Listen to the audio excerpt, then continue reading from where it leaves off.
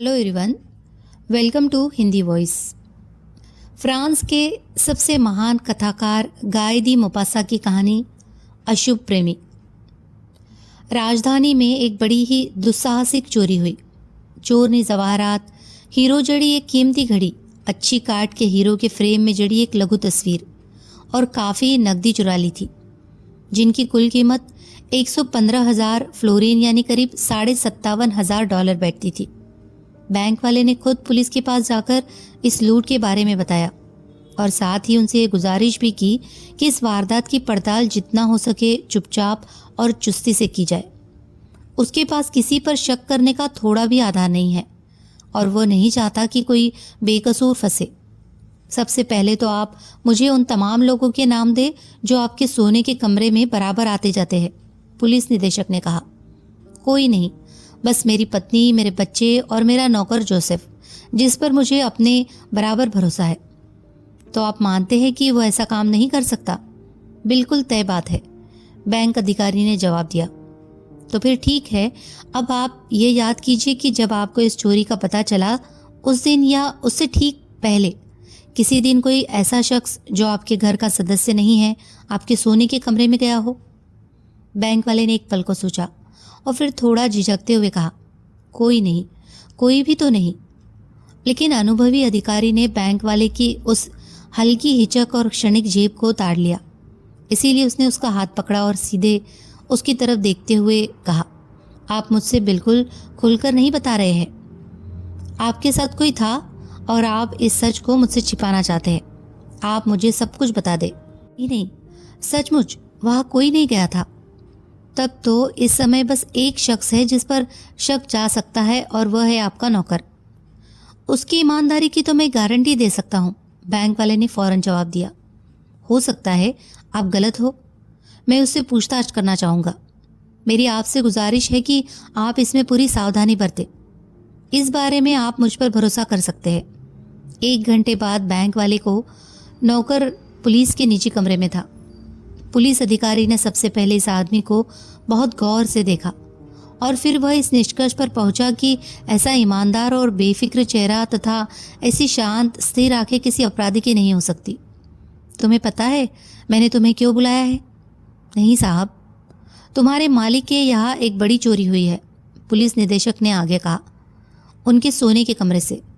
क्या तुम्हें किसी पर शक है? पिछले कुछ दिनों में कमरे में कौन गया था? मेरे अलावा और कोई नहीं गया, और मेरे मालिक के घर वाले। भले आदमी, तुम्हें यह नहीं लगता कि ऐसा कहकर तुम अपने आप को शक के दायरे में ला रहे हो? बिल्कुल साहब, नौकर ने कहा, आप विश्वास नहीं करते। मैं किसी बात पर विश्वास नहीं करता। मेरी ड्यूटी है कि जांच पड़ताल करूं और जो भी सुराग मिले उस पर काम करूं, अधिकारी ने कहा। अगर पिछले कुछ दिनों कमरे में जाने वाले तुम अकेले शख्स हो तो मैं तुमको ही जिम्मेदार मानूंगा। मेरे मालिक मुझे जानते हैं, पुलिस निदेशक ने कंधे उचकाए। तुम्हारे मालिक ने तो तुम्हारी ईमानदारी की गारंटी दी है, लेकिन मेरे लिए वो काफ़ी नहीं है। तुम ऐसे अकेले शख्स हो जिस पर इस समय शक जाता है, और इसीलिए मुझे अफसोस के साथ कहना पड़ रहा है कि मुझे तुम्हें गिरफ्तार करना होगा। अगर ऐसी बात है, नौकर ने थोड़ा हिचकिचाने के बाद कहा, तो मैं सच बोलना ज़्यादा अच्छा समझूंगा, क्योंकि मेरी नेकनामी मेरे लिए किसी नौकरी से ज़्यादा महत्व रखती है। मेरे मालिक के घर में कल कोई आया था। कौन था यह? एक महिला थी, उनकी जान पहचान की एक महिला। नौकर ने कुछ देर तक तो जवाब नहीं दिया, फिर वो बोला, ये बात खुल ही जानी चाहिए। मेरे मालिक की एक रखेल है, आप समझते हैं ना साहब, सुनहरे बालों वाली एक खूबसूरत औरत।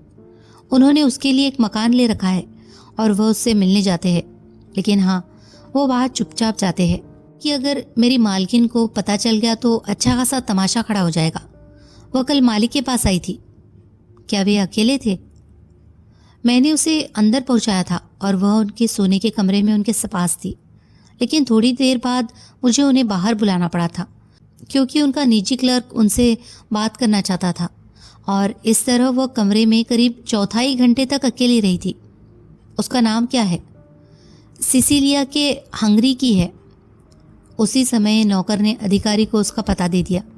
फिर पुलिस निदेशक ने बैंक वाले को बुला लिया और नौकर से सामना होने पर उसने उन बातों को कबूल कर लिया जो नौकर ने बताई थी। हालांकि उसे ऐसा कहते हुए बड़ा दुख हुआ था।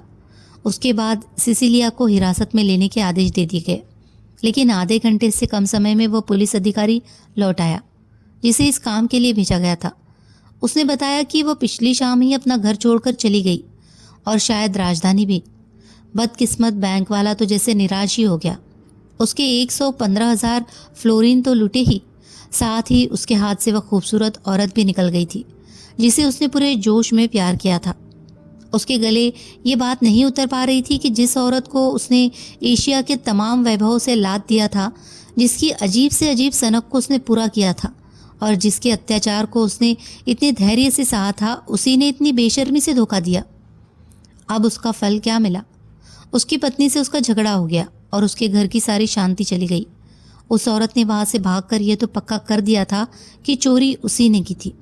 पुलिस उसे पकड़ने के लिए शोर मचाने के अलावा कुछ नहीं कर पाई, लेकिन इस सब का फायदा कुछ नहीं हुआ। बैंक वाले के दिल में प्यार की जगह नफरत और बदले की आग ने ले ली थी। पुलिस निदेशक से उसकी ये गुजारिश भी बेकार गई कि वह उस खूबसूरत अपराधी को पकड़ने और सजा देने के लिए हर तरीका अपनाए।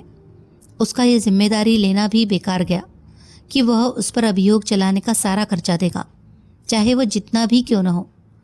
विशेष पुलिस अधिकारियों को कहा गया कि वे कोशिश करके उसे तलाश करें, लेकिन सिसिलिया पुलिस की पकड़ में आने वाली नहीं थी। 3 बरस बीत चुके थे और उस दुखद कहानी को जैसे बुला दिया गया था। बैंक वाले को उसकी पत्नी ने माफ़ कर दिया था और जिसकी उसे कहीं ज़्यादा परवाह थी, उसने एक दूसरी सुंदर रखेल ढूंढ ली थी। पुलिस ने जैसे अब उस खूबसूरत हंगरी औरत के बारे में परेशान होना छोड़ दिया था। अब हम दृश्य बदलकर लंदन में आते हैं। वहाँ एक दौलतमंद महिला थी जिसने समाज में खूब सनसनी फैलाई हुई थी। अपनी खूबसूरती और अपने खुले व्यवहार के दम पर कई जीतें हासिल की थी। अब उसे एक साइज की ज़रूरत थी। उसके पास कई लोगों की दरख्वास्तें आई। उनमें एक नौजवान भी था जो देखने वाले और शिष्टाचार में इतना अच्छा था कि लोग यही समझते थे कि वह काफ़ी पढ़ा लिखा होगा। उस महिला की नौकरानी की नज़र में ये एक सिफारिश थी और वह तुरंत उसे अपनी मालकिन के निजी कमरे में ले गई। जब वह कमरे में घुसा तो उसने एक खूबसूरत और मोहक शरीर वाली एक औरत को देखा जो अधिक से अधिक 25 बरस की रही होगी। उसकी आंखें बड़ी बड़ी और चमकदार थी। बाल नीलापन लिए काले थे जो उसके गोरे रंग की चमक को बढ़ाते हुए लग रहे थे। वह एक सोफे पर लेटी थी। उसने नौजवान को देखा। उसके बाल भी घने काले थे। उसने उस महिला की टटोलती निगाहों के आगे अपनी चमकती काली आंखें फर्श पर झुका ली। वह संतुष्ट लग रहा था। महिला उसके छररी खिलाड़ियों जैसे जिस्म से खासी प्रभावित लग रही थी। फिर वह आधी सुस्ती और आधे अभिमान में बोली, तुम्हारा नाम क्या है? लायोश मटियाशी। हंगरी के हो? महिला ने उसे अजीब ढंग से देखा। हाँ। यहाँ कैसे आए? मैं उन बहुत सारे प्रवासियों में से हूँ जिन्होंने अपना वतन और अपनी ज़िंदगी को छोड़ा है। मैं अच्छे खानदान का हूँ और होनवेल में एक अफसर था। अब मुझे सेवा में जाना पड़ेगा और मैं ईश्वर को धन्यवाद कहूँगा अगर मुझे ऐसी औरत मिल जाए जो आपकी तरह खूबसूरत हो, साथ ही ऊंचे दर्जे वाली भी हो। मिस जोई नाम की वह प्यारी औरत मुस्कुरा दी और उसके साथ ही मोतिया दांतों की 2 कतारें दिख गई। मुझे तुम देखने में अच्छे लगे, उसने कहा, और मेरी इच्छा हो रही है कि अगर तुम मेरी शर्तों पर राजी हो तो मैं तुम्हें अपनी नौकरी में रख लूँ। एक औरत वाली सनक है यह, नौकरानी ने अपने मन में कहा। जब उसने मिस जोई को कोशिश के साथ अपने नौकर को ताकते देखा, जल्दी ही खत्म हो जाएगी यह। लेकिन वह अनुभवी औरत उस समय मुगालते में थी। जोई को सचमुच प्यार हो गया था और लायोश उसे जो इज्जत देता था उससे वो बहुत चिड़चिड़ा जाती थी। एक शाम जब वो इतालवी ओपेरा जाना चाहती थी तो उसने अपनी गाड़ी को रद्द कर दिया और उस श्रेष्ठ प्रशंसक से मिलने से इनकार कर दिया जो अपने आप को उसके कदमों में गिरा देना चाहता था। उसने हुक्म दिया कि उसके साइज को उसके निजी कमरे में भेज दिया जाए। लायोश, उसने कहना शुरू किया, मैं तुमसे बिल्कुल भी संतुष्ट नहीं हूँ। क्यों मैडम? मैं अब तुम्हें अपने पास नहीं रखना चाहती। यह रही तुम्हारी 3 महीने की तनख्वाह। फौरन ये घर छोड़ दो। वह अधीर होकर कमरे में इधर से उधर चहलकदमी करने लगी। आपके हुक्म की तामील करूँगा मैडम, साइस ने जवाब दिया, लेकिन अपनी तनख्वाह नहीं लूँगा। क्यों नहीं लोगे? उसने जल्दी से पूछ लिया। क्योंकि तब मैं 3 महीनों के लिए आपके अधिकार में हो जाऊँगा, लायोश ने कहा। मैं इसी पल आज़ाद हो जाना चाहता हूँ, ताकि मैं आपको बता सकूँ कि मैंने आपकी नौकरी आपके पैसों के लिए नहीं की, बल्कि इसलिए की क्योंकि मैं एक खूबसूरत औरत होने के कारण आपको प्यार करता हूँ। आपको पूछता हूँ, तुम मुझे प्यार करते हो? जोई बोल पड़ी। तुमने मुझे पहले क्यों नहीं बताया? मैं तो तुम्हें बस इसीलिए अपने आप से दूर करना चाहती थी क्योंकि मैं तुम्हें प्यार करती हूँ, और मैं नहीं जानती कि तुम मुझे प्यार करते हो। लेकिन तुमने जो मुझे इस तरह सताया है, तो अब तुम उसके लिए दर्द झेलोगे। फौरन मेरे कदमों में आओ। साइस उस प्यारी चीज के आगे घुटनों के बल झुक गया। उस पल से लायोश उसका प्रिय बन गया। बेशक उसे जलने नहीं दिया गया, क्योंकि एक जवान नवाब अभी भी उस महिला का घोषित प्रेमी था। वह खुशी खुशी हर चीज का भुगतान करता था। यही नहीं, अच्छे दोस्तों की एक पूरी फौज थी, जो कभी कभार एक मुस्कान पाकर या एक दो बार इससे ज्यादा पाकर अपने को खुशनसीब समझते थे, और जिन्हें उसके बदले में इजाजत थी कि वे उसे नया फूल या हीरो का तोहफा दे सकते थे। जोई के साथ लायोश की अंतरंगता जितनी बढ़ती गई, उसके देखने से जोई को उतनी ही ज्यादा बेचैनी होने लगी। वो उसकी तरफ देखता भी तो बार बार था, और वह भी तिरस्कार के साथ। वो पूरी तरह से उसके प्रभाव में थी और उससे डरती भी थी। एक दिन जब वो उसकी काली घुंघराली लटों से खेल रहा था, तो उसने मजाक उड़ाते हुए कहा, कहते हैं कि आमतौर पर विपरीत चीज़ें एक दूसरे को अपनी तरफ खींचती है, फिर भी तुम उतनी ही काली हो जितना मैं। वह मुस्कुराई और फिर उसने अपने काले घुंघराले बाल उतार कर फेंक दिए।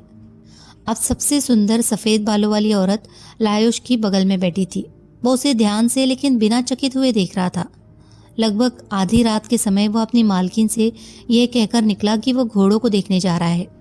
उस खूबसूरत औरत ने एक बहुत प्यारी सोने की पोशाक पहनी और सोने चली गई। वो पूरे 1 घंटे अपने प्रेमी के इंतजार में जागती रही, फिर सो गई। लेकिन 2 घंटे में उसे नींद से उठा दिया गया। उसने एक पुलिस इंस्पेक्टर और 2 सिपाहियों को अपने शानदार पलंग के पास देखा।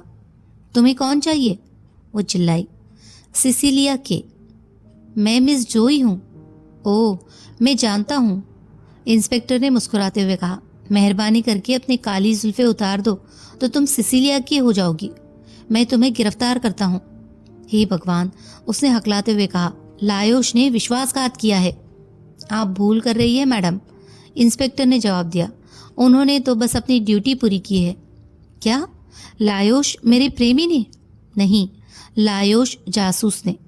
सिसिलिया बिस्तर से उठी और अगले ही पल वह बेहोश होकर फर्श पर गिर पड़ी।